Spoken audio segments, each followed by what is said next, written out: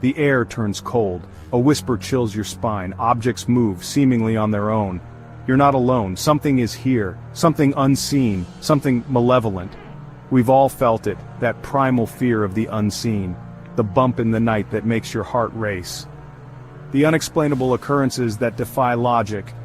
These are the hallmarks of poltergeists, the noisy ghosts that haunt our homes and our minds.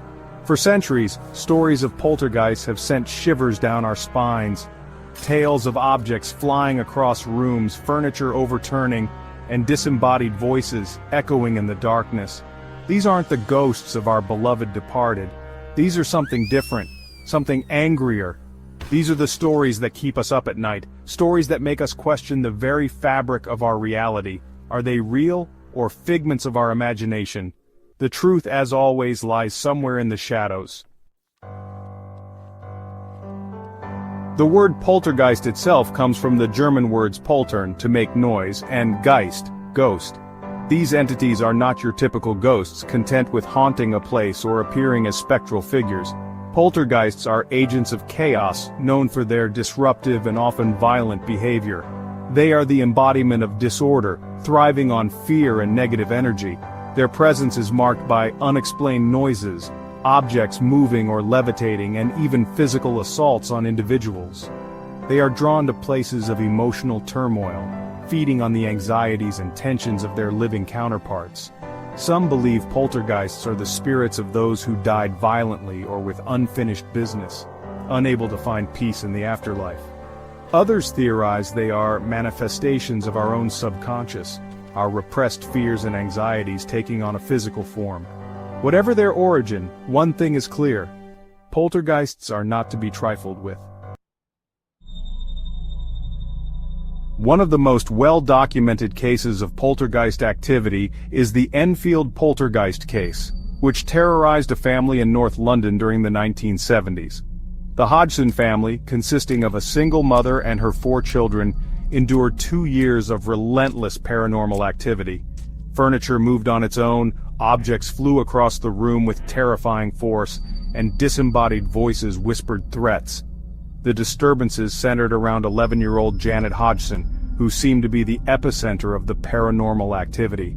She levitated in her sleep, spoke in different voices, and claimed to be possessed by the spirit of an elderly man who had previously died in the house. The Enfield case attracted worldwide attention, with paranormal investigators, parapsychologists, and journalists flocking to the house on Green Street. Despite skepticism from some quarters, the sheer volume of eyewitness accounts and documented evidence made it difficult to dismiss the events as mere hoaxes. Section 4. The Science of Fear, the Unknown of Belief. The scientific community remains divided on the existence of poltergeists.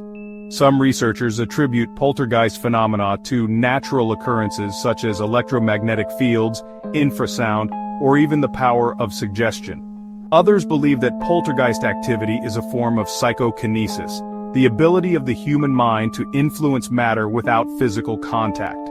Parapsychologists who study paranormal phenomena offer alternative explanations. They suggest that poltergeists might be entities from other dimensions or manifestations of our own psychic energy. Some believe that certain individuals, particularly adolescents going through emotional upheaval, possess a heightened sensitivity to the paranormal and can unwittingly act as conduits for poltergeist activity. The debate between science and the paranormal rages on, with no definitive answers in sight. While science searches for rational explanations, the paranormal realm continues to offer tantalizing glimpses into the unknown. Section 5. Whispers from the Void. The Enfield case was not an isolated incident. Throughout history, there have been countless reports of poltergeist activity from every corner of the globe.